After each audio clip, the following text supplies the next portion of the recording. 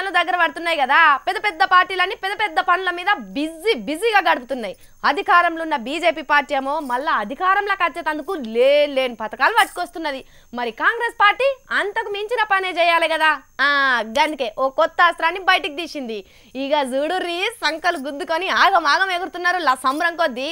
మరి ఆస్త్రం ఏందంటే ప్రియాంక గాంధీ రాబోయే ఎలక్షన్లల్లో రాహుల్ గాంధీని ప్రధానమంత్రిని చేసేటందుకు, పార్టీ పరువు నిలబెట్టేటందుకు కాంగ్రెస్ పార్టీ ప్రయోగించిన అతి పెద్ద అస్త్రం ప్రియాంక గాంధీ.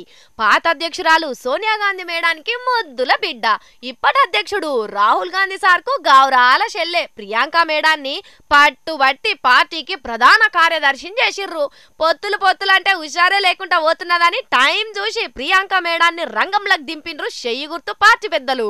అమెరికాలున్న చెల్లె దగ్గరికి పోయి పార్టీల పెద్దరికాన్ని కొద్దిగా మొయ్యాల చెల్లె అని చెప్పి ఒప్పించుకొని వచ్చి పెద్ద కుర్చీ చేసి కూసబెట్టిర్రు. ఇక ఆగుతారా కాంగ్రెస్ పార్టీ కార్యకర్తలు? సంబరాల మీద సంబరాలు చేసుకుంటున్నారు. రాహుల్ గాంధీ సార్ను అధ్యక్షుడిని చేసినప్పుడు లేని సంబరాలు ప్రియాంక మేడాన్ని కార్యదర్శిని చేసినప్పుడు కనిపించింది దేశం మొత్తం మీద. అంటే ఏందన్నట్టు, రాహుల్ గాంధీ సార్కు లేని ఫాలోయింగ్ ప్రియాంక మేడానికి ఉన్నదన్నట్టే కదా. ప్రియాంక అడుగు పెట్టుడుతోని కాంగ్రెస్ పార్టీ ఉరుకుడు పట్టి పడుతుందని ఆశ పడుతున్నట్టే కదా. మరి అందరు అనుకున్నట్టు ప్రియాంక గాంధీ మేడము రాహుల్ గాంధీ సార్ లెక్క మెతక మనిషి ఏం కాదు. పార్టీ పగ్గాలు పట్టకపోయినా కాంగ్రెస్ ను అంటు పెట్టుకొని ఉండి అన్న తోడుగా రాజకీయాన్ని నడిపిస్తూనే ఉన్నది. మళ్ళా మీదికెళ్ళి మొత్తం బాపమ్మ ఇంద్రమ్మ రూపం లెక్కనే ఉంటది. ఇప్పి కటింగ్ కాడ నుంచి సురువు చేస్తే ఆ కట్టు ఆ బొట్టు మొత్తంగా ఇంద్రమ్మ లెక్కనే ఉంటది.